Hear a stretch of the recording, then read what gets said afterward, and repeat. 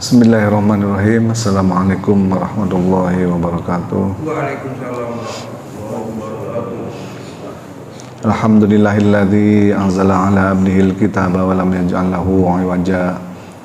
Wassalatu wassalamu ala sayyidina Muhammadin nabil mustafa wa ala alihi wa sahbihi wa man ihtada amma ba'du.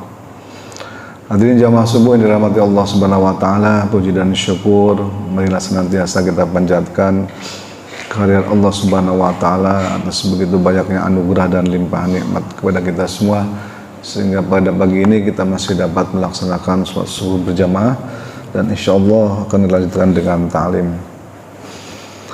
Salawat dan salam semoga selalu tercurah kepada junjungan kita Nabi besar Muhammad sallallahu alaihi wasallam. Mudah-mudahan kita senantiasa bisa istiqomah melaksanakan sunnah-sunnahnya dan semoga di akhirat kelak kita mendapatkan syafaatnya, amin ya rabbal alamin. Hadirin jamaah subuh yang dirahmati Allah Subhanahu wa taala, pagi ini sedianya Pak Haji Anto yang mengisi, tapi beliau berhalangan, katanya lagi lembur, banyak kerjaan, dan saya baru baca WA tadi ya besok subuh. Jadi belum mempersiapkan materi penggantinya. Cuman kemarin ada yang beberapa yang bertanya ke saya mengenai hadis doif itu apa sih? Doif jidan, ada yang bilang doif jidan segala. Dan kemudian dikorelasikan dengan dengan aktivitas ibadah sholat syuruk. Katanya ada yang mengatakan bahwa sholat syuruk itu hadisnya doif, bahkan doif jidan katanya. Maksudnya apa sih itu? Nah, kita bahas itu aja. Doif jiddan. Baik, sebelum kita masuk ke materi utama, mungkin kita harus belajar dulu sedikit mengenai mustalah hadis ya. Mustalah hadis ini dari salah satu cabang ilmu yang mempelajari tentang berbagai macam kategori hadis. Jadi mungkin kita pernah mendengar bahwa hadis itu ada yang mutawatir, ada yang sahih, ada yang hasan, ada yang dhaif dan seterusnya, banyak sekali sebetulnya ya. Tapi coba kita ringkas menjadi dua dulu aja biar gampang. Jadi yang pertama ada hadis yang derajatnya sahih. Jadi sahih ini adalah hadis yang diyakini oleh para ulama bahwa benar berasal dari Nabi. Walaupun terkadang para ulama berbeda pendapat juga gitu. Ada yang mengatakan suatu hadis misalnya ini sahih, tapi ulama lain mengatakan dhaif. Kadang seperti itu kan. Jadi kembali lagi bahwa namanya penentuan sebuah hadis derajatnya itu apakah sahih, apakah dhaif, tidak tentu kembali lagi berdasarkan masing-masing subjektivitas para ulamanya. Tapi secara umum sebuah hadis dikatakan sahih itu ada syaratnya. Tentu syaratnya adalah yang pertama sanadnya harus nyambung dari dia sampai dengan ke Nabi Sallallahu Alaihi Wasallam. Nyambung itu maksudnya gimana? Nyambung itu maksudnya adalah bahwa orang yang menyampaikan ini adalah hadis, dia harus mendengar langsung dari gurunya bahwa itu benar hadis. Kira-kira seperti itu ya. Kalau kita kan sekarang nggak nyambung nih, kita tahu misalnya oh ini ada hadis seperti ini, hadis tentang niat misalnya, innamal a'malu binniyat, sungguhnya setiap amal tergantung pada niat. Kita kan tidak belajar dari guru, tapi belajarnya dari buku, ada dari YouTube gitu. Sehingga guru kita ya YouTube Al-Youtubiyah gitu. Mantap, kita ada Al-Youtubiyah. Ya. Al-ChatGPT ya gitu. Itu. Tapi kalau zaman dulu yang namanya orang bersanad dan sanadnya nyambung itu dia betul-betul mendengar dari gurunya. Jadi kayak misalnya Imam Bukhari ya mendengar dari gurunya. Gurunya siapa? Salah satunya Di guru Imam Bukhari konon katanya beliau mempunyai guru sampai 1.600 guru. Banyak makanya. Kita aja guru kita coba dari mulai TK ya kan sampai dengan umur sekarang nih, kalau dihitung berapa banyak guru nih. Guru TK, guru SD, nggak nyampe 1.000 tuh, nggak nyampe itu. Imam Bukhari tuh banyak gurunya. Punya 1.600 guru. Bayangin gitu banyaknya guru. Gurunya Imam Bukhari, saking hebatnya. Nah, Imam Bukhari misalnya beliau mendengar sebuah hadis dari seseorang, maka beliau akan teliti hadis ini sahih atau tidak dengan cara gimana? Dengan cara beliau melihat biografi orang tersebut.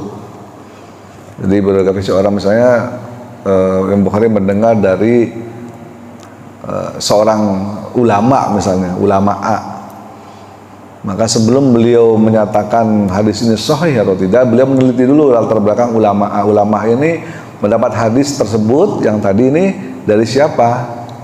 Oh, dari gurunya. Siapa gurunya ulama A? Diteliti di biografinya. Oh, betul gurunya ulama A. Memang benar ulama A ini pernah belajar, pernah mesantren misalnya, atau pernah bersekolah di sekolah tersebut. Ya, memang gurunya itu adalah ulama B di situ. Itu terus kayak gitu, si ulama B dapat hadis itu dari mana? Dari ulama C. Diteliti lagi biografinya, sejarahnya. Oh, betul bahwa ulama B itu pernah bersekolah atau pernah berguru, pernah pesantren di pesantren, suatu pesantren misalnya, atau suatu sekolah. Memang betul di situ ada seorang ulama C namanya yang mengajar. Nah, dan di situ didapat sebuah keyakinan bahwa betul hadis ini sanadnya bersambung dari A ke B ke C terus ke D, ditelusuri sampai ke Rasulullah Shallallahu Alaihi Wasallam. Jadi kalau sanadnya terputus, ternyata diteliti, oh ternyata ulama B sama ulama C nggak sejaman, nggak sekota pula. Kalau ada sejaman, misalnya betul sejaman, ulama A lahir pada tahun berapa, 200 Hijriah misalnya. Ternyata ulama C-nya lahir tahun 300 Hijriah, berarti kan nggak sama, beda 100 tahun. Nggak mungkin mereka guru dan murid, kan begitu. Berarti dianggap hadisnya tidak sahih dari sisi sanad yang bersambung, ya, periwayatan. Dari sisi periwayatan dianggap tidak sahih. Atau ternyata ulama A dan ulama B ini beda kota, memang mungkin hidupnya sejaman dalam arti sama-sama hidup tahun 250 Hijriah atau 200 Hijriah misalnya, tapi mereka ternyata beda kota. Yang satu lahir dan tinggalnya di Basrah, tidak pernah ada riwayat beliau itu pernah belajar ke kota Madinah misalnya. Sementara ulama B itu gurunya hidupnya di kota Madinah, lahirnya di situ dan tidak pernah keluar kota, memang di situ terus. Ini juga diragukan dari sisi jalur periwayatan, dari sisi sanad. Jadi satu-satunya agama, literatur agama yang luar biasa diteliti sedetail dan seteliti itu hanya dalam agama Islam. Di dalam agama lain tidak ada yang namanya sanad atau jalur periwayatan. Dengan metodologi sanad ini kita punya derajat keyakinan bahwa ini betul dari Rasulullah Shallallahu Alaihi Wasallam. Jadi satu, berdasarkan sanadnya tadi atau periwayat hadisnya, masing-masing rawinya itu harus guru dan murid, artinya dan hidup sezaman dan bersambung terus sampai dengan ke Nabi Shallallahu Alaihi Wasallam. Itu syarat yang pertama. Jadi kalau nggak nyambung sanadnya, berarti pasti kategori hadisnya bukan sahih. Misalnya bisa aja dhaif gitu. Jadi bedakan antara hadis dhaif dengan hadis palsu. Dhaif itu bukan palsu. Dhaif itu lemah. Nah, kalau palsu itu hadisnya hadis karangan orang-orang ABCD misalnya, bahwa itu ternyata bukan hadis. Artinya sebenarnya diragukan. Lemah itu diragukan, betul, karena tadi nih kok ini nggak sejaman, tadi misalnya antara guru dan murid nggak sejaman. Ini kok lahir tahun sekian, gurunya tahun sekian, nggak mungkin ini guru dan murid gitu loh, tidak sejaman. Memang sulitnya zaman dulu kan mungkin nggak kayak zaman sekarang ya, segala sesuatu terdokumentasi dengan baik. Kalau dulu kan mungkin nggak terdokumentasi, sehingga Imam Bukhari itu kalau meneliti hadis ini sahih atau tidak, ya beliau datangi sekolah-sekolahnya itu, pesantren beliau datangi, bener nggak dulu ada guru namanya ini ngajar di sini, ngajar hadis gitu.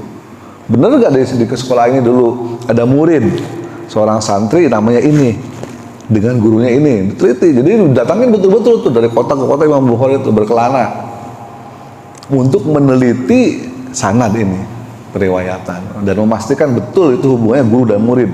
Begitu, oh enggak, bukan itu namanya, misalnya orangnya lain gitu, nah udah, berarti nggak masuk nih hadisnya. Sehingga hadis sahih Bukhari itu cuma sedikit, hanya sekitar 7.000.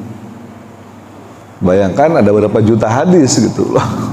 Nah kan, dan yang beliau masukkan kategori sahih di dalam di dalam di dalam kitab sahihnya itu hanya 7.000, nggak banyak, padahal dari sekian juta hadis yang ada. Karena kriterianya sangat ketat. Baik, itu yang pertama adalah berdasarkan sanad atau periwayatan. Jadi kalau ada salah satunya ternyata bolong, ya dianggap hadisnya tidak sahih, tidak masuk kategori sahih. Tapi bukan berarti palsu ya. Jadi harus, sekali lagi harus bedakan antara hadis sahih dengan hadis yang palsu. Syarat kedua dari sebuah hadis sahih adalah orang-orang yang meriwayatkannya ini haruslah orang yang adil. Jadi nggak sembarang orang. Adil itu apa maksudnya? Adil itu ya di sini orangnya harus satu terpercaya. Ya, bukan orang yang suka bohong, walaupun bercanda. Kalau kita kan suka bohong tuh, padahal bercanda kan, bercanda. Itu kata Imam Bukhari nggak masuk tuh dia sebagai kategori periwayat hadis. Gitu. Jadi diteliti juga biografinya, didatengin rumahnya ulama tersebut kalau memang masih hidup. Kalau misalnya udah meninggal, sama Imam Bukhari datengin murid-muridnya. Murid-muridnya datengin. Pernah nggak guru kamu itu, tanya sama Imam Bukhari misalnya, berbohong walaupun bercanda? Kalau jawabnya kadang-kadang iya sih, kalau lagi ngajar suka bercanda tapi bohong, ngerjain misalnya gitu, udah dicoret tuh, tidak masuk kriteria perawi hadis yang adil. Dan bagi Imam Bukhari hadisnya masuk kategori dhaif. Jadi sekali lagi, dhaif itu bukan palsu.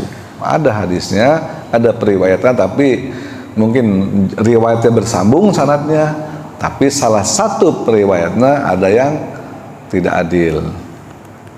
Bahkan Imam Bukhari mengkategorikan jika ada seorang periwayat hadis di dalam hadis-hadisnya beliau yang orangnya itu suka godain kucing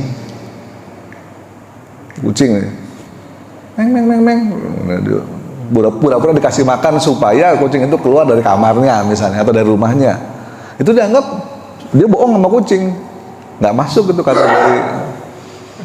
Iya, sampai segitu detailnya Imam Bukhari itu, luar biasa itu Imam Bukhari.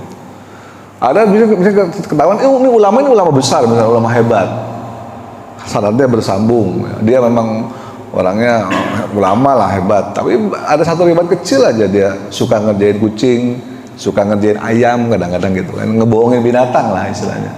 Itu nggak masuk dari Imam Bukhari, sangat ketat beliau. Beda dengan, tapi imam hadis kan ada banyak. Imam lainnya enggak, Imam Bukhari ini keterlaluan gitu. Imam Muslim enggak seketat itu. Dan imam lainnya, Imam Tirmidzi dan sebagainya enggak seketat. Tapi Imam Bukhari itu yang paling ketat. Nah, jadi pertama sanadnya bersambung, yang kedua orang yang meriwayatkan di dalam setiap jalur periwayatannya itu punya sifat adil. Adil itu tadi tidak pernah berbohong. Kedua, tidak pernah bermaksiat. Dia kesekali aja ada ketahuan, ada cerita bahwa oh si ulama gitu kan, tapi terkadang suka godain cewek yang lewat misalnya, suka nyuitin, nah udah itu dicoret sama Bukhari, nggak jadi. dianggap hadisnya nggak ini gitu. Jadi sangat ketat sekali. Hah? Nggak boleh iseng. Ketahuan gitu kan.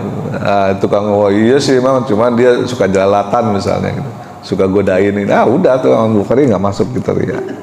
Walaupun itu ulama besar misalnya kan. Ini sangat ketat Imam Bukhari melibatkan. Jadi harus terhindar dari dosa-dosa besar atau dosa kecil yang terus menerus.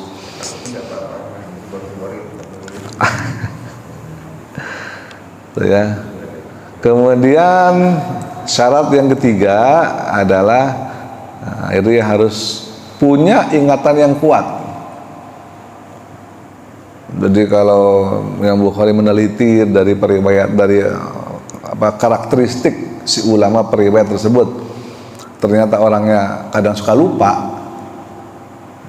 Ya kan, kalau kayak kita kan, bentar, saya ingat hadisnya tuh riwayatnya siapa ya ini? Udah nggak masuk tuh. Nggak yakin gitu kan, karena nggak boleh lupa. Seorang ulama hadis tuh nggak boleh punya kriteria suka lupa. Jadi punya ingatan yang super kuat. Imam Bukhari itu sekali dia mendengar gurunya ngomong itu langsung hafal. Dan nggak pernah ya, namanya kayaknya sih ini udah nggak masuk gitu. Seingat saya gitu lah, udah nggak masuk gitu. Jadi ada ulama-ulama yang memang punya ingatan super kuat luar biasa ya. Contohnya kayak Imam Bukhari, ya kan? Imam Ahmad bin Hambal, Imam Syafi'i, imam kita lah zaman dulu. Kenapa mereka kok bisa gitu, kita kok enggak ya? Tuh. Kata berdasarkan penelitian, jadi mereka itu orang yang makanannya dipastikan halal. Terus apa namanya? Mereka selalu terhindar dari maksiat, menghindarkan dirinya dari maksiat. Jadi kalau kita pengen punya ingatan yang super, syaratnya itu simpel. Satu, makanannya harus pastikan halal, bahkan syubhat aja udah nggak boleh. Kita kan suka remeng-remeng ya, makan kadang-kadang makanannya halal apa enggak, nggak tahu. Kalau mereka pastikan halal. Bahkan ada kisahnya, makan buah yang jatuh di sungai, pernah dengar nggak? Jadi beliau pas lagi melintasi sebuah sungai, tiba-tiba melihat mangga gitu kan, atau buah apa gitu, hanyut di sungai. Lapar nih, ada mangga gitu kan, ambil lah, dimakanlah mangga. Begitu dimakan mangga, dia langsung astagfirullah. Ini orang yang punya mangga ikhlas nggak? Tuh. Kalau kita kan kagak, kalau gitu makan aja, udah bodo amat, punya siapa kayak mangga. Kan di sungai ini kan, namanya orang nemu. Kalau kita kan begitu, kalau mereka enggak, ulama-ulama kayak gitu, langsung istighfar. Itu ditelusuri sungai itu sampai ke depan, nyari ini yang punya mangga, kebun mangga ini siapa. Minta supaya diikhlaskan, minta izin. Sampai segitunya. Imam Syafi'i juga pernah kisahnya, beliau pas mau pesantren gitu, mau sekolah, karena ibunya itu punya tabungan emas, koin emasnya itu, koin emas itu dijahitkan di dalam bajunya, baju jubahnya itu dijahitkan, tidak disimpan di dalam kantong. Takut apa? Takut ada yang nyopet segala macam sama ibunya. Dijahit sama bajunya jadi satu. Kemudian betul aja suatu saat di perjalanan ada begal gitulah, rampok, begal, orang zaman dulu gitu kan. Kamu digelayangin, nggak punya duit ya? Ada, kata Mas Sapi. Mana kok nggak ada? Ada. Di mana? Nih, dikasih tahu. Ini loh emas. Tuh, karena nggak boleh bohong. Coba lo kita, ada gitu kan. Pasti bohong lah untuk menyelamatkan diri. Dia enggak. Ada di mana? Di mana? Bohong kamu? Enggak, ini ada nih sebelah sini. Gitu. Dikasih tahu sama dia, dijahit gitu. Sampai segitunya. Jadi kalau kita mau pengen punya kualitas perawi hadis, nah, ya, harus begitu kelakuannya. Sehingga punya ingatan yang kuat.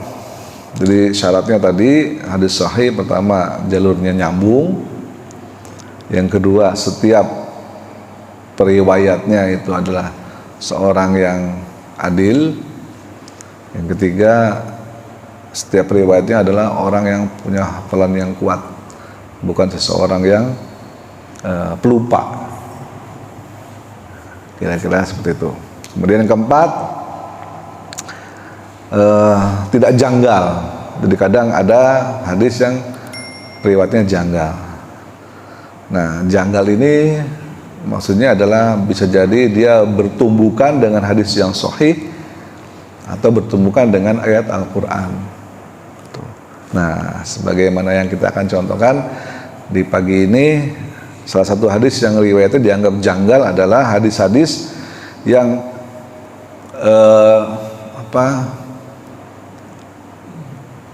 aktivitasnya atau ya aktivitasnya tuh sedikit gitu kan, tapi pahalanya luar biasa. Nah, itu hadis yang janggal. Kayak hadis salat syuruk, kan cuma salat 2 rakaat, tapi kok pahalanya luar biasa gitu kan. Setara dengan haji dan umroh gitu. Ini sebetulnya hadis masuk kategori janggal. Masa iya sih, gampang banget kayaknya kan gitu. Hah? Iskal, betul. Kayak itu janggal. Nah, sehubungan dengan itu, coba kita lihat sekarang. Saya udah mengumpulkan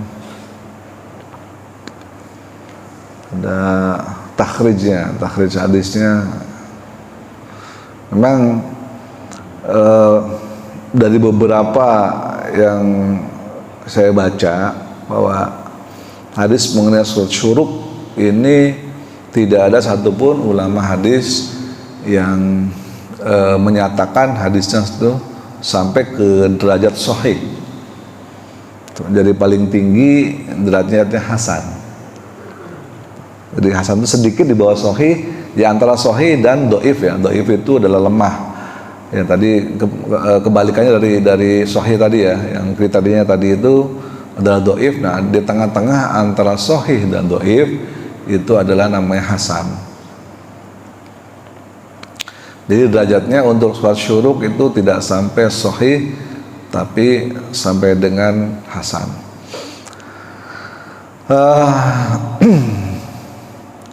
Kenapa demikian? Karena nanti kita lihat di sini ada beberapa jalur periwayatannya. Yang pertama, yang kedua, dia janggal. Kenapa janggal? Karena ada hadis lain. Jadi dia bertabrakan dengan hadis mengenai larangan sholat di waktu matahari terbit.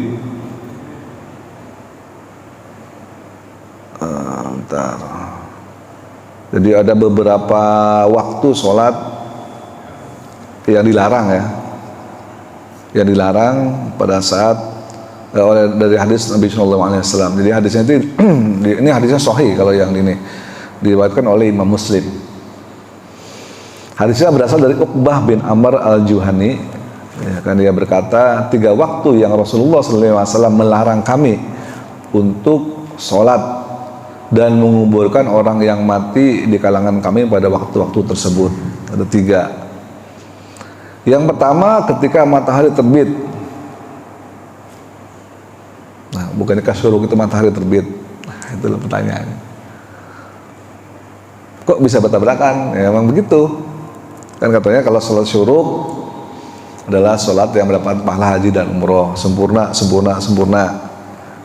Tapi di sisi lain ada hadis juga dilarang sholat pada saat matahari terbit atau pada waktu syuruk. Syuruk kan terbit artinya. Nggak boleh. Jadi gimana, bertabrakan dengan hadis. Sementara hadis ya yang melarang sholat pada waktu syuruk itu hadisnya sahih, dilewatkan Imam Muslim.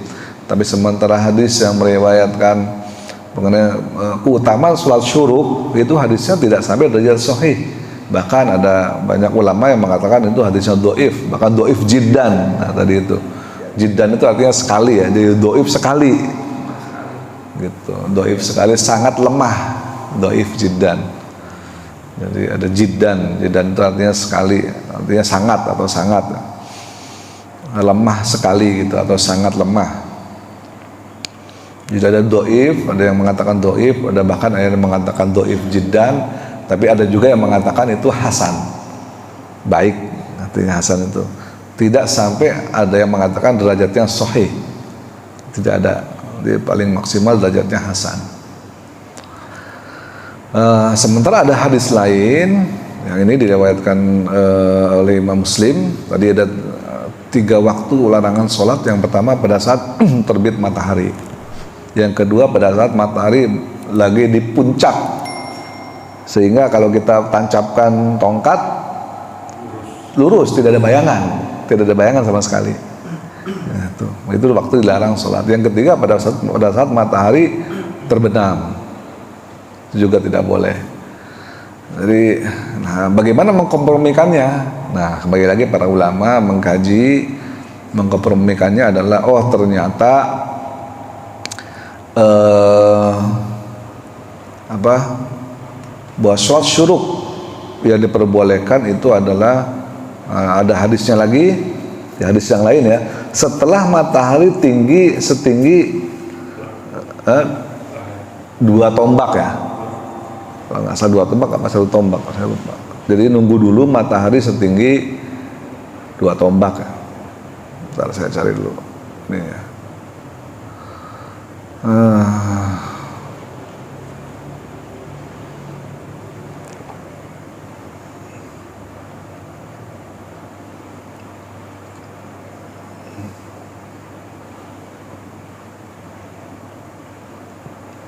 Nah ini nunggu, jadi sampai dengan nunggu matahari, mana sih hadisnya? Bentar. Sambil nunggu, tapi ada yang menarik Pak. Hadis riwayat Tirmidzi sama Muslim itu pada masa yang sama ya dia. Gimana? Yang satu kan tadi yang dianggap doif itu, buruk itu kan Tirmidzi yang meriwayatkan. Kemudian yang 3 waktu yang dilarang sholat itu kan Muslim. Sumbernya sama Abu Hurairah kan. Kedua-duanya sumbernya Abu Hurairah kan. Ya, asal usulnya ya. Ya, asal usulnya kan Abu Hurairah. Nah, yang meriwayatkan pada masa yang sama, pada tahun yang bertemulah Tirmidzi ini sama Hurairah ini di... Enggak beda. Abu Hurairah kan sahabat Nabi. Bukan Tirmidzi. Tirmidzi itu muridnya Imam Bukhari. Iya, saya baca Muslim itu juga di masa yang sama. Ya betul, Imam Muslim sama Imam Tirmidzi hidup di masa yang sama. Itu betul. Karena mereka berdua itu adalah muridnya Imam Bukhari. Betul. Mereka di masa yang sama, sama-sama Imam Bukhari. Tapi yang dilihat bukan dari mereka berdua masa yang sama, tapi dilihat dari jalur periwayatannya. Jadi dari Imam Muslim ke atas sampai ke Nabi, dan dari Imam Tirmidzi ke atas sampai ke Nabi. Itu siapa-siapa ulamanya, itu yang diteliti. Itu ulama yang diteliti, siapa-siapa aja ulamanya. Nanti kita lihat mana ya.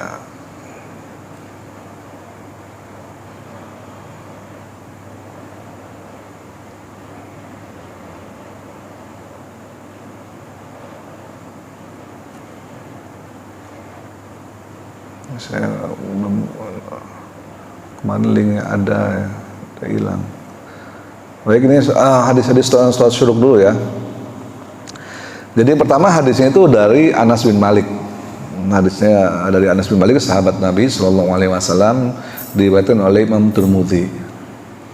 Ya, hadisnya terjemahannya adalah barang siapa yang sholat pagi hari, ya kan, secara berjamaah subuh maksudnya, kemudian ia duduk berzikir kepada Allah Subhanahu wa taala hingga terbitnya matahari, kemudian ia sholat 2 rakaat, maka baginya pahala seperti pahala mengerjakan haji dan umroh. Rasulullah SAW bersabda, sempurna, sempurna, sempurna. Nah, ini hadisnya, gitu kan. Hadis lewat Imam Tirmidzi, beliau berkata bahwa hadis ini hasan gharib. Nah, Imam Tirmidzi sendiri mengatakan hadis ini hasan gharib. Jadi tidak sampai ke derajat sahih. Imam Bukhari, beliau yang meriwayatkan sendiri, dan beliau sendiri yang mengatakan hadisnya hasan gharib. Takhrij dan sanad hadis ini syaratnya memiliki lengkap. Jadi sanadnya lengkap nih, tidak ada yang terputus. Jadi dari Imam Tirmidzi ke gurunya siapa, si A misalnya, dari si A ke gurunya siapa, si B, dari si B, si C, semua lengkap ada riwayatnya sampai ke Nabi. Jadi artinya dari jalur periwayatan sanad itu lengkap, tidak terputus. Tidak ada antara guru dan murid yang tidak sezaman. Tidak ada. Artinya mending betul ini dari guru ke murid, dari guru ke murid terus sampai ke Nabi nyambung. Jadi satu sanadnya lengkap. Dari sisi sanad kualitasnya bagus, oke, katanya. Nah, yang kedua, hadis ini diriwayatkan hanya oleh Imam Tirmidzi dalam jami'nya. Jadi hanya Imam Tirmidzi yang meriwayatkan hadis ini.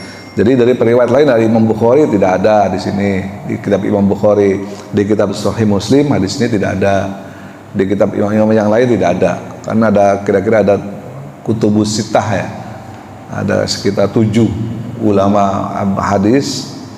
Dari sekitar 7 ini hanya ada satu imam, yaitu Imam Tirmidzi yang meriwayatkan. Ulama lain nggak ada, di Bukhari nggak ada, di Muslim nggak ada.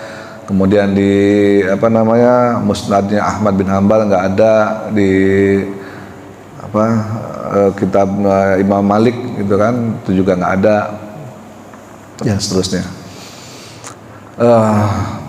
Yang ketiga tadi ya hanya dilibatkan oleh Imam Tirmidzi yang kedua. Yang ketiga, hadis ini dikatakan sendiri oleh beliau, penulisnya atau Imam Tirmidzi sendiri mengatakan bahwa hadis ini sebagai hadis hasan gharib. Maknanya apa? Yaitu bahwa menurut Imam Tirmidzi sanad hadis ini hasan. Jadi sanadnya itu hasan, dia nyambung semua. Artinya tapi tidak sampai derajat sahih dan diriwayatkan oleh satu orang perawi saja pada satu tingkatan sanadnya atau gharib. Jadi hanya sumbernya itu hanya dari satu orang, tidak ada dari jalur periwayatan lain. Itu namanya sanadnya gharib.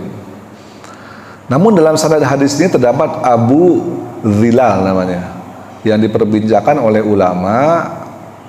Nama aslinya adalah Hilal bin Abi Hilal, termasuk tabi'in kecil. Ibnu Hajar al-Asqalani dalam kitab Taqribut Tahdhib mengatakan bahwa Abu Dhilal itu dhaif. Jadi kalau ada hadis, apapun hadisnya, jika sedang di dalam jalur periwayatannya ada seorang ulama yang namanya Abu Dhilal, maka ulama hadis sepakat hadisnya pasti dhaif. Karena ya mungkin saja para ulama menilai Abu Dhilal ini orangnya mungkin pelupa misalnya, atau mungkin pernah ada riwayat beliau melakukan maksiat dan sebagainya. Nah, di sini tidak disebutkan ya. Tapi kalau ada hadis dari jalur periwayatannya si A, si B, si C, si D, si E, si F sampai ke Nabi, ternyata di tengah-tengahnya ada nih Abu Dhilal, si E misalnya atau si D, ada Abu Dhilal itu, wah ada. Hadisnya ulama sepakat bahwa kalau ada Abu Dhilal di situ, hadisnya adalah dhaif. Dan pada umumnya apabila dalam sebuah terdapat periwayat yang dhaif, maka hadis tersebut dihukumi sebagai hadis dhaif, gitu. Jadi salah satu periwayatnya kalau itu dhaif, lemah ya, berarti udah hadisnya dapat otomatis dhaif. Kemudian yang kelima, namun Imam Tirmidzi mengatakan bahwa hadisnya adalah hasanul gharib. Kemudian yang dimaksud oleh Imam Tirmidzi adalah hasan li ghairihi, yaitu hadis dhaif yang dikuatkan oleh hadis serupa dengan jalur sanad yang berbeda. Nah, jadi ada hadis lain serupa nih, tapi jalur periwayatannya beda, tapi hadisnya mirip. Kemudian nomor 6, bahkan Syekh Albani menghukumi bahwa hadis ini menurutnya hadis sahih. Itu ada juga ulama yang menghukumi ini adalah hadis sahih. Jadi memang pendapat, balik lagi, ini sahih atau tidak sahih. Syekh Albani, cuma hanya Syekh Albani ya, dalam hadis sebagaimana dicantumkan dalam Sahih Jami' Shaghir nomor hadis 6222 dari hadis Anas bin Malik, meskipun dalam sanad hadis ini terdapat perawi yang didhaifkan ulama hadis, yaitu Abu Dhilal. Jadi kalau para ulama yang lain sepakat Abu Dhilal ini sebagai seorang periwayat yang dhaif, tapi ada satu ulama yang tidak sepakat. Itu namanya Syekh Albani yang mengatakan bahwa ini hadisnya adalah sahih. Hadis lain yang serupa itu apa? Nah, ini ada lagi hadis yang diriwayatkan oleh Imam Al-Baihaqi dalam kitab Syu'abul Iman. Imam Baihaqi mengatakan sebuah hadis dari Sa'id bin Tharif dari Umair bin Ma'mun bin Zararah dari Hasan bin Ali berkata bahwa Rasulullah SAW bersabda, barang siapa yang sholat subuh kemudian ia duduk di majelis zikirnya di majelis berzikir kepada Allah sehingga matahari terbit, kemudian ia sholat 2 rakaat, maka Allah akan haramkan dirinya dijilat atau dimakan api neraka. Nah, ini hadisnya agak beda ya redaksinya. Kalau yang tadi itu seperti pahala haji dan umroh, kalau yang ini Rasulullah mengatakan dirinya akan Allah akan mengharamkan dirinya dijilat atau dimakan api neraka. Diriwayatkan oleh Al-Baihaqi dalam Syu'abul Iman,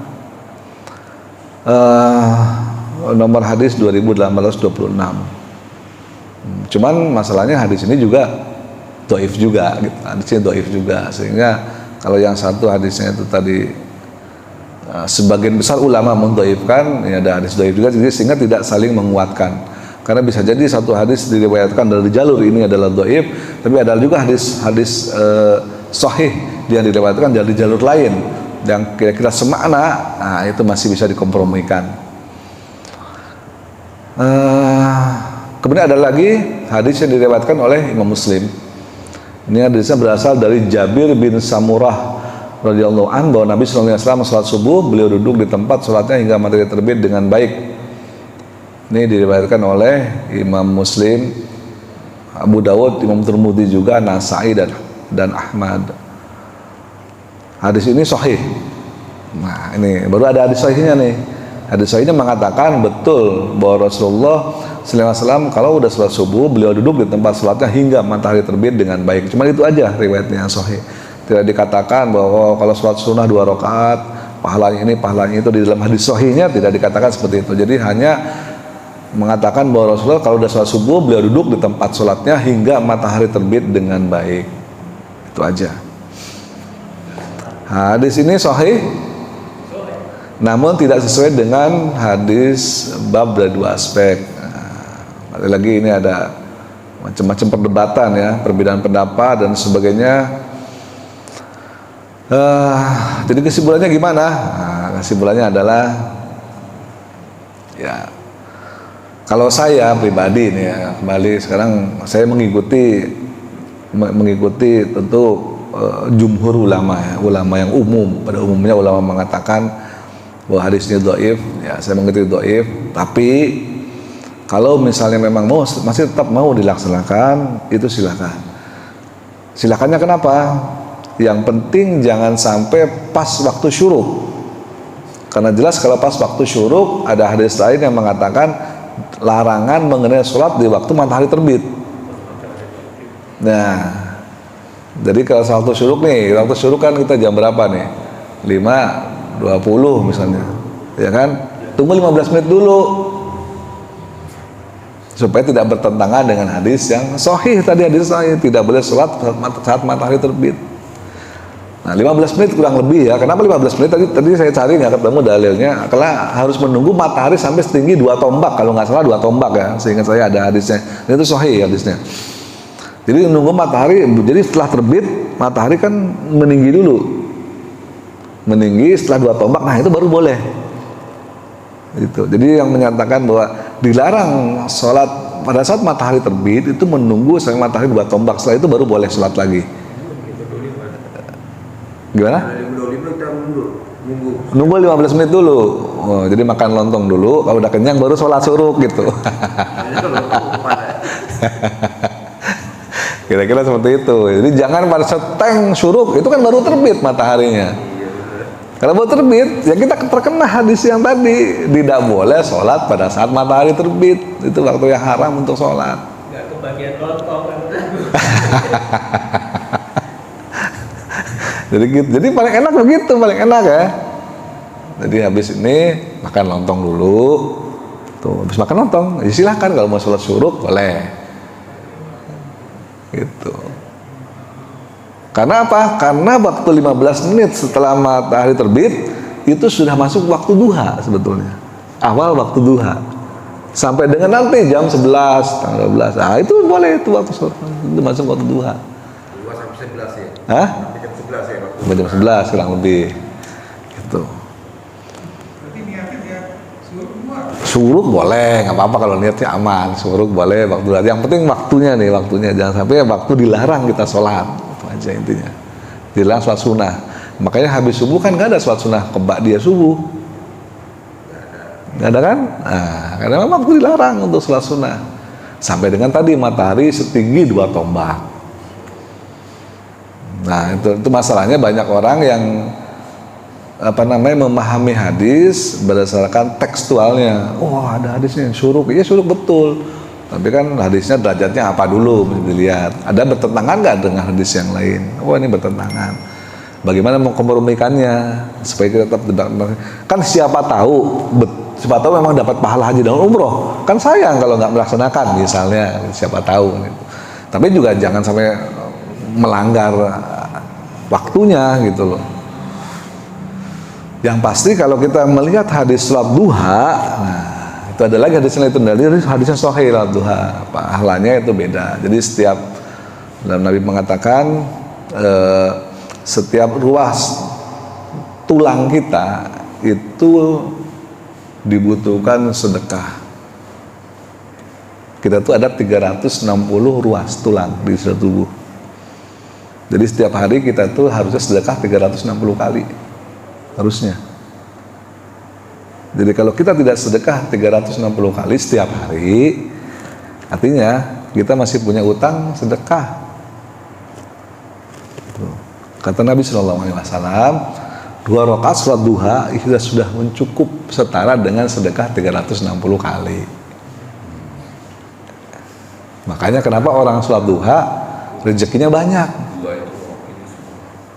Kenapa rezekinya banyak? Karena tubuhnya sudah tertutup sedekahnya. Tapi kalau orang yang nggak sholat duha, udah sih nggak sholat duha, udah sih sedekahnya jarang gitu kan, sedikit. Biasanya itu rezekinya seret. Kenapa? Karena rezeki yang harusnya didapat oleh dia digunakan untuk mensedekahi ruas-ruas tulangnya ini dulu. Logikanya gitu kira-kira ya.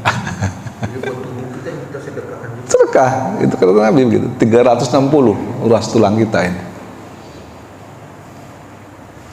Jadi semua harus sedekahi. Kata Nabi 2 rakaat sholat duha sudah mencukupi gitu, untuk mensedekahi ruas-ruas tulang kita itu. Tinggal 360 sekian sambungan lah. Tuh. Dan itu waktunya diawali dengan waktu setelah 15 menit kurang lebih 2 tombak. Nah itulah awal duha sampai dengan nanti boleh. Jadi ada hadis lain lagi. Itu hadisnya dari Abu Hurairah juga ini ketemu nih. Ya. Dari ChatGPT. ChatGPT. Ya kalau nggak ChatGPT googling. Googling. Itu masalahnya tadi waktu matahari terbit tidak boleh. Kalau untuk turunnya gimana? Matahari terbit. Kan tadi udah ada 3 waktu. Masih inget nggak? Coba apa aja 3 waktu lah sekarang kuis nih. Tapi nggak ada hadiahnya. Ada 3 waktu dilarang sholat sunnah. Apa aja ayo? sunset sama sunrise tadi kan. Ya itu tuh dapat tuh hadiah tuh. Harusnya dapat hadiah. 1 matahari terbit. 2 pas bayangan nggak ada. Jadi kalau kita nancepin lurus pas dituang di atas kepala nggak ada bayangan sama sekali itu nggak boleh. Yang ketiga pada saat matahari terbenam. Makanya sholat ba'diyah asar tuh nggak ada. Ada nggak ba'diyah asar? Nggak ada. Ba'diyah subuh? Nggak ada. Ya ini karena hadisnya itu. Gitu. Yang 30 tombak itu apa? Tengah. Tengah hari. Jadi kalau zaman dulu kan kita menentukan waktu sholat itu kan pakai jam apa namanya? Jam tiang gitu, ya kan. Jadi begitu tiang itu tidak ada bayangannya, nah itu waktu haram untuk sholat. Begitu bayangannya muncul dikit aja, itu namanya waktu tergelincir. Nah itu masuk sholat duhur. Saya masih ingat masa kecil saya kalau ada tidur masuk itu kebetulan buat dia Ya itu kalau ini udah mirip bayangan udah zuhur. Nah itu betul. Jadi udah kalau ada bayangannya muncul dikit. Bayangan badan kita udah Iya. miring. Udah miring, udah luhur. Tapi kalau lurus pas kita tengok Nggak ada bayangan. yang ada bayangan badan kita sendiri Heeh. itu lurus, itu pas gitu, matahari. Dari dulu begitu. Batas itu kan batas ya, batas tiga itu batas. Itu alasannya apa itu dilarang di situ, alasannya secara ini? Nah, coba tanya sama Rasulullah nanti. Rasulullah kenapa sih dia Saya udah baca, pertanyaan itu udah baca perusahaan. Jadi pada zaman sebelum pra-Islam kan ada yang menyembah matahari. Iya, itu alasannya. Para ulama, saya nggak tahu hadisnya nggak ketemu. Ada hadisnya betul. Jangan dilakukan itu nanti kita dianggap sebagai penyembah matahari. Mirip kayak kaum Majusi. Bahkan mirip kaum Majusi. Ya, matahari. Sementara waktu terbenam matahari itu adalah ada hadisnya juga. Itu adalah ada dua tanduk setan. Di antara dua tanduk setan. Nah, itu ada hadisnya. Makanya tidak boleh ini. Tapi ya sebetulnya itu pertanyaan yang tidak perlu tanyakan ya. Ya Rasulullah, kenapa sih nggak boleh minum arak misalnya? Gitu. Itu kan pertanyaan aneh. Ya Rasulullah, kenapa sih? Ya. Pertanyaan kenapa subuh 2 rakaat? Nah, itu. Kenapa? Udah pokoknya kalau Nabi mengatakan gitu ya udah samina wa atona gitu. Nggak usah banyak tanya. Ntar karena Menariknya ini Bos, di kalangan kita sendiri ulama itu memahami hadis itu kalau doa itu dianggapnya, padahal ada lagi kita mengatakan susunan hadis palsu kan. itu hadis palsu beda sama hadis dhaif. Hadis palsu ini ada kitab sendiri, Ya. bukan doa. Jadi membedakan bagian masyarakat kita umat Islam itu menganggap doa itu ya udah seolah itu dilarang gitu. Itu yang terpikir dan memang lemah kan lemah. Betul. Makanya semua para ulama sepakat hadis dhaif boleh dilaksanakan untuk fadhailul amal. Iya. Jadi untuk menambah amal kita itu boleh menjalankan hadis dhaif. Tapi tidak boleh digunakan untuk dasar hukum. Itu aja. Itu aja. Jadi hadis dhaif bukan hadis palsu, sekali lagi ya, bukan hadis yang dikarang-karang. Ada palsu lain lagi. Kayak hadis palsu contohnya nih, i'mal li dunyaka ka'annaka ta'isyu abada wa amal li akhiratika ka'annaka tamutu ghadan. Beramallah untuk duniamu seakan-akan engkau akan hidup selama-lamanya. Dan beramallah untuk akhiratmu seakan-akan engkau akan hidup, akan mati besok pagi. Itu kata-kata mutiara. Itu kata-kata mutiara ulama, bukan hadis. Palsu itu bukan hadis artinya gitu. Itu ada kata mutiara ulama saja.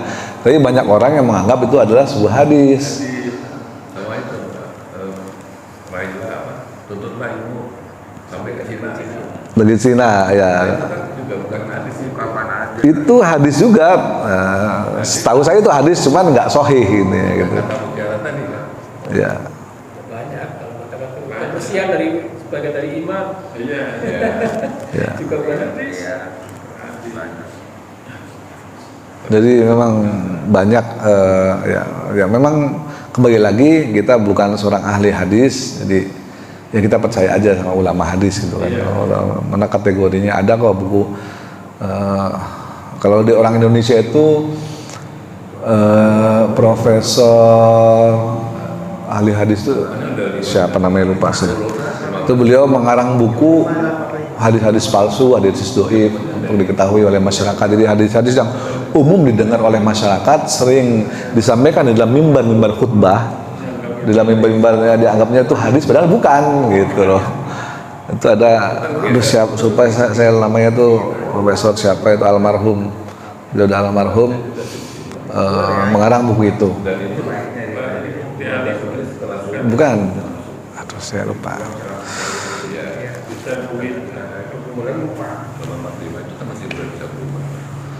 Baik, ada lagi pertanyaannya.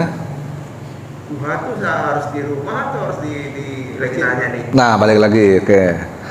Sholat sunnah, apapun sunnahnya, ya kan, lebih afdal dilakukan di rumah. 25 kali lipat lebih banyak pahalanya dibanding di masjid untuk sholat sunnah. Gitu. Kenapa begitu? Karena sholat sunnah dilakukan di masjid itu ada kecenderungan riya dalam hati. Wah, gua ahli ibadah nih. Gitu. Ada kecenderungan, tapi beda sama sholat wajib. Kalau sholat wajib memang lebih afdol dilakukan di masjid. Tapi kalau sholat sunnah lebih afdol dilakukan di rumah. Gitu. Tapi ya bukan berarti nggak boleh dilakukan, enggak. Jangan sampai kantor gua di rumah aja, enggak. Masjid boleh, tapi lebih afdol di rumah. Contoh tadi sholat duha, misalnya sholat tahajud, apalagi gitu kan. Kalau mau tahajud jangan datang ke masjid tahajud di sini, di rumah aja tahajud. Terus selesai tahajud baru sini. Jangan sampai orang ngelihat. Kalau bila perlu jangan sampai orang tahu kita itu setiap malam sholat tahajud, nggak usah orang tahu. Karena takutnya ada rasa. Tapi diomongin. Nah itu. Nah itu ini mana sering BH kalau pagi jam 3 kita suka baca ayat tahajud. Nah itu jangan ngapain gitu. Masuk gua habis tahajud nih. Wah itu. Karena gua ayo tahajud dimarahin di grup, di share gitu kan. Nah itu gitu status. Ada juga yang begitu. Ya, harusnya itu nggak boleh gitu. Maksudnya ya. Tapi nggak tahu tergantung niat ya. Kita juga nggak boleh menjudge orang mau ini ria, enggak. Siapa tahu memang beliau itu memang sudah kebiasaan. Kalau udah biasa memang tiap hari seperti itu, ya mungkin tidak ada lagi ria. Tapi beliau itu mungkin seorang guru yang mengajak orang lain menggugah, bisa juga seperti itu gitu. Ada yang menyatakan ini diajarkan katanya. Mengajarkan, ya, makanya tergantung niat hatinya gitu. Tapi jangan sampai kita menjustifikasi, wah ria nih ngajak-ngajak sok-sokan gitu kan. Jangan sampai kayak gitu juga gitu kan. Kecuali kalau kita tahu orang itu nggak pernah tahajud, malamnya baru-baru tahajud ya kan, masjid aja nggak pernah misalnya gitu. Surat wajib aja bolong-bolong misalnya, tiba-tiba ayo kita tahajud gitu kan. Nah itu udah jelas lah.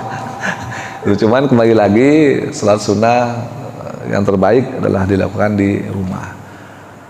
Di wajar aja kalau sholat wajib orang itu langsung pulang, mungkin itu kali. Ya mungkin itu mengamalkan itu gitu. Dan saya sholat sunnahnya kelihatan sama orang sehingga dia tidak terlihat orang yang ahli ibadah kan gitu. Khawatir seperti itu. Tapi kalau bagi orang yang memang tidak punya rasa riya, memang udah sehariannya seperti itu, ya sudah laksanakan aja nggak apa-apa. Kecuali sholat tahajud ya, kalau sholat tahajud jangan deh, jangan di masjid, sholat tahajud di rumah aja. Apalagi berjamaah, nggak boleh. Apalagi berjamaah. Ya. Pas jam 2 datang ke sini, Bang Imam, ngapain? Sholat tahajud. Itu tahajud, wah. Jangan. Kalau rawatib oke lah, qobliyah, ba'diyah di masjid nggak masalah. Syuruk tadi kan duha, ya kalau duha misalnya duhanya karena memang habis makan lontong langsung duha atau nungguin duha ya nggak masalah, nggak usah, nantilah di rumah aja. Salah juga kalau memang masih di sini, nah, tapi jangan menyengaja dari rumah. Mau sholat duha di mana? Kan ada tuh almarhum kemarin Pak tuh yang baru meninggal tuh, Pak siapa? Nah, itu sholat duhanya di sini, ya, datang sini jam 9 biasanya sholat duha. Gitu. Sholat duha memang udah di rumah ya udah di rumah aja. Apalagi kalau sholat tahajud itu udah sebaiknya sholat tahajud itu jangan sampai ada orang tahu. Bila perlu di rumah pun ada kamar khusus untuk sholat tahajud di mana keluarga yang lain juga nggak tahu kita lagi sholat tahajud. Nah, bila perlu seperti itu. Nah ini Sholat tahajud. pas kita sholat tahajud bangunin istri. Ya nggak apa-apa juga ngajak. Ngajak loh. Ngajak. Ngajak. Gak ada sholat. Udah sholat maksudnya. Jadi setelah sholat tahajud kalau ada orang bangun, dia nggak jadi. Ya, ada juga yang begitu karena menjaga tadi itu, khawatir dianya ria gitu. Tapi kalau udah kebiasaan sehari-hari memang tiap hari sholat tahajud gitu ya udah masalah. Ya karena itu yang khawatir, kadang kan orang kan merasa wah gua nih. Nah, kalau udah di dalam hatinya ada pikiran gua nih tahajud keren misalnya. Udah ada. Luntur sampai rontok. Gitu. Iya. Karena kan banyak orang yang bangga gitu dengan sholat tahajudnya, banyak orang bangga dengan duhanya, ya, itu jangan sampai seperti itu. Mantap punya tahajud, keren. Baik, mungkin itu aja. Terima kasih atas perhatiannya. Mohon maaf jika saya ada kesalahan karena memang tidak ada persiapan yang matang. Kita tutup dengan kafaratul majlis. Subhanakallahumma bihamdika asyhadu an la ilaha illa anta astaghfiruka wa atubu ilaik. Billahi taufiq wal hidayah. Assalamualaikum warahmatullahi wabarakatuh.